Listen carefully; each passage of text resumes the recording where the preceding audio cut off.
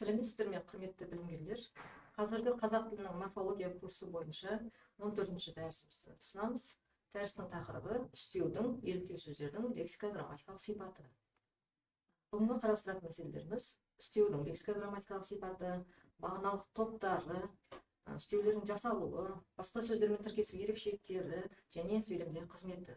Сол секілді еліктеу сөздердің де лексика-грамматикалық сипаты, түрлері, жасалуы, сөйлемдегі қызметі мәселелері. Жалпы үстеуге анықтама берген кезде, үстеу қимылдың, іс-әрекеттің, яғни етістіктің әр алуан мезгілдік, мекендік, мөлшерлік, сындық амалдық белгілерін, болу себебі мен мақсатын тағы басқаларды білдіреді делінеді. Қазақ грамматикасында үстеудің шырайға қатысына байланысты мәселелер бар. Үстеу мәселесін арнайы зерттеген ғалым Ахмеди Ысқақов негізгі үстеулердің көпшілігінен шырай категориясы жасалады деген пікір айтады. Жалпы алғанда шырай категориясы бұл үстеудің категориясы емес, сын есімнің категориясы екендігі белгілі. Бірақ кейбір үстеулерге шырай жұрнақтарының жалғанатыны рас. Бірақ оған қарап, бұны үстеудің категориясы деуге бола ма? Категория болу үшін жалпы алғанда, ол сол топтағы сөздерге, яғни белгі сөздеріне жаппай жалғана алуы, түрленуіне негіз болуы керек. Осы тұрғыдан келген кезде, бұл пікір ойландырарлық. Ғалым Селбек Исаев осыған қатысты былай дейді. Шырай жұрнақтары кейбір мекен үстеулеріне, мәселен жоғарырақ, әрірек, мезгіл үстеулеріне, кешірек, ертерек деген секілді, сын қимыл үстеулеріне, тезірек, ақырындау дегендерге жалғанады. Бірақ мекен үстеуінің, мезгіл үстеулерінің, немесе сын қимыл үстеулерінің барлығына бірдей шырай жұрнақтары қосылмайды. Сол себепті де шырай жұрнақтарын үстеуге тән категория деуге болмайды. Қазақ тілі грамматикаларында және мектеп оқулықтарында үстеудің 7 түрі көрсетіліп жүр. Мезгіл үстеуі, мекен үстеуі, сын қимыл үстеуі, мөлшер үстеуі, күшейткіш үстеу, мақсат үстеуі және себеп салдар үстеулері. Ал ғылыми грамматикаларда, атап айтқанда кейін соңғы жарық көрген қазақ грамматикасында үстеудің 8-ші түрі топтау үстеуі деген түр көрсетілген. Оған байланысты біз кейінірек тоқталатын боламыз. Мезгіл үстеуі нені білдіреді? Мезгіл үстеуі қимылдың, әрекеттің мезгілін, мерзімін білдіріп, қашаннан деген сияқты сұрақтарға жауап береді. Мезгіл үстеулері етістікпен тіркесіп қолданылады. Мекен үстеуі іс-әрекеттің болу орнын, бағытын, мекенін білдіріп, қайда деген секілді сұрақтарға жауап беріп, етістікпен тіркесіп қолданылады. Мысалға, ілгері жүрді, жоғары тартты, төмен түсті, жолшыбай ала кетті деген секілді. Сын қимыл үстеулері қимыл іс-әрекеттің амалын, сынын, бейнесін, тәсілін білдіріп, қалай, қайтып, қалайша, кімше деген секілді сұрақтарға жауап беріп, етістікпен тіркесіп жұмсалады.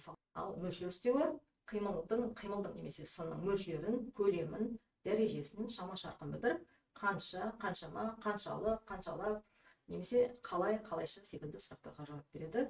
Кейде етістікпен тіркесіп, қимылдың мөлшерін, шама-шарқын білдірсе, енді бірде сын есімдермен тіркесіп, сынның мөлшерін де білдіре алады. Мәселен, онша жараспайды, анағұрлым көбейді, едәуір өсіпті дегенде, онша, анағұрлым, едәуір деген мөлшер үстеулері жараспайды, көбейді, өсіпті деген етістіктермен тіркесіп қолданса, сөйтіп қалай, қашан деген сұрақтарға жауап беріп, қимылдың шама-шарқын білдіріп тұр.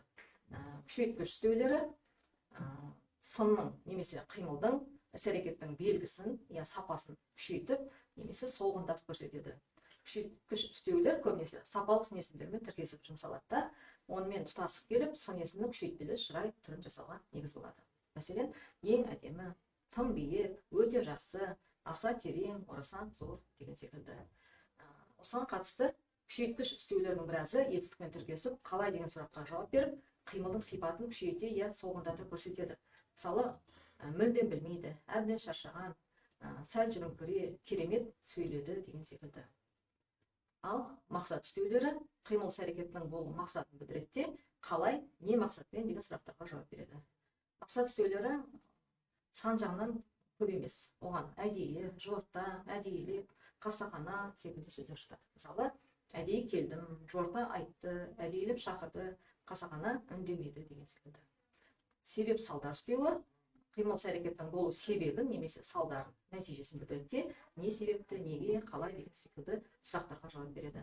Себеп салдар үстеуіне босқа, құр босқа, амалсыздан, лажсыздан, шарасыздан, бекерге, жоққа сияқты сөздер жатады. Мысалға, босқа әуре болма, амалсыздан келіп отыр, бекерге айтқансың деген секілді. Ал құптау үстеулері деген үстеудің қатарына жатқызылып жүрген үстеудің бір түрі, бұл негізінен бұрынғы үстеулердің құрамында сын қимыл немесе мөлшер үстеуінің қатарында қарастырылып жүрген сөздер.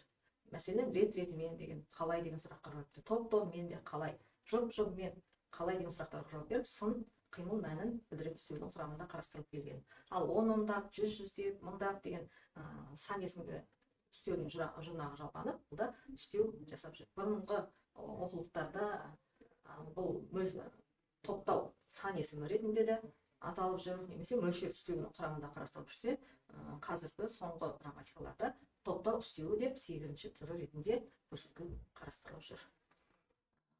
Құрамына қарай үстеулерді дара, күрделі деп жіктейміз. Дара үстеулеріміз негізгі түбір үстеулер, ерте, кеш, сәл, қазір, жоғары деген сияқты. Және туынды түбір үстеулерден тұрады. Балаша жылады дегенде, балаша, соншалық, жасырын дегендерде жұрнақ арқылы жасалған туынды үстеулеріміз дара болады. Ал күрделі үстеулердің кірге біріккен түрі кездеседі. Мәселен, бүгін, биыл дегенде, бұл күн, бұрынғы жыл деген секілді. Қолма-қол, жапа-тармағай дегенде қосарлау арқылы жасалып тұр. Күні кеше, ала жаздай, томаға түйіп, қаннен қаперсіз дегенде тіркесу арқылы және идиомалану арқылы жасалып тұр. Жалпы үстеу сөз жасамына байланысты арнайы зерттеулерде бар. Сөз жасамда сөздердің жасалуының 3 түрін көрсететін болсақ, үстеуде 4 түр көрсетіледі. Бірінші, синтетикалық тәсіл. Ол әдетте жұрнақтар арқылы жасалады. Оған шашы жұрнағы, лайди, дайди, тайти деген, дайын дейін деген сөздердің қатысуы арқылы, жұрнақтардың қатысуы арқылы жасалатын үстеулер. Үстеу жасаудың екінші тәсілі лексика-семантикалық тәсіл. Оның 2 жолы бар. Лексикалық тәсіліне басқа тілден ену арқылы жасалған үстеулер кіреді. Мысалы, қазір, әуелі десек, араб, парсы тілдерінен енген сөздер. Екінші жолы семантикалық жолы. Яғни сөз мағыналарының өзгеруі, конверсиялануы арқылы жасалған сөздер жатады. Мысалға, соң деген фильмнің соңы десе бұл зат есім болатын болса, соңынан келді дегенде ол үстеуге айналып кетіп тұр. Келесі түрі семантика синтетикалық тәсіл деп аталады. Бұл жерде септік жалғауларының көнеленуі арқылы жасалады. Үстеулердің құрамында барыс септігі, жатыс септігі, шығыс септігі және көмектес септіктері келеді. Бұл септіктердің қатысуымен үстеулер пайда болған. Бірақ бұл жерде мына нәрсені ескеру керек. Яғни бізде жалғау әрине сөз тудырмайды. Ал енді бұл процесті біз қалай түсіндіреміз? Септік жалғаулар сөз тудырыпты, үстеу жасап тұр деп айтуға келеді. Бұл жерде үстеулердің құрамындағы септік жалғаулар көнеленіп, өзінің мағынасынан да қызметінен де айырылып қалған. Сонымен қатар бұл жерде семантикалық процесс болып, бұл сөздеріміз бір тұтас үстеудің сұрағына жауап беріп, үстеу жасауға қатысып, үстеу жасалып тұр деуге болады. Сол сияқты лап, леп, дап, деп деген жұрнақтарда осы үстеу жасауға негіз болып, әрі семантикалық процесс, әрі қосымшаның рөлі арқылы үстеу жасалып тұр. Келесі тәсілі аналитикалық тәсіл. Ол біріншіден сөздердің бірігуі арқылы жасалады. Мысалға, бүгін деген, бұл күн, биыл деген, бұл жыл деген секілді. Жазды күні деген, жаздың күні, ендігі әрі деген, ендігіден әрі деген секілді. Кірге біріккен үстеулер болса, екінші сөздер қосарлану арқылы. Мысалға, аунап, қунап, жапа-тармағай, бірте-бірте дегенде қосарлану арқылы үстеулер жасалған. Сонымен қатар тіркесу немесе идиомалану арқылы. Ала жаздай, күні кеше, ертеден қара кешке дейін, томаға түйіп, күн ұзаққа деген секілді мысалдарымыз аналитикалық тәсілмен жасалған. Демек, үстеу жасаудың 4 тәсілін көрсетуге болады. Үстеудің сөйлемдегі қызметі қандай? Үстеудің негізгі қызметі әрине пысықтауыш. Мәселен, ескі беше отырман бос мақалдар дегенде беше сөзі қалай деген сұраққа жауап беріп, үстеу болып пысықтауыш қызметін атқарып тұр. Ал сендер осындасыңдар ма дегенде, осында деген мекен үстеуі жіктеліп келіп, сөйлемнің баяндаушы болып тұр. Бірлік қайда болса, жеңіс сонда дегенде, бұл да үстеуіміз жіктеліп келіп, сөйлемнің соңында баяндаушы қызметін атқарып тұр. Келесі еліктеуіш сөздер. Еліктеуіш сөздер деп табиғаттағы әртүрлі құбылыстардың дыбыстарына, қимыл әрекеттеріне еліктеумен немесе олардың бейнелерімен байланысты туған сөздерді айтамыз. Мысалға, тырс етті, сарт етті, жалт берді, самп етті. Еліктеуіш сөздердің тілде екі түрі бар. Еліктеуіш сөздер және бейнелеуіш сөздер.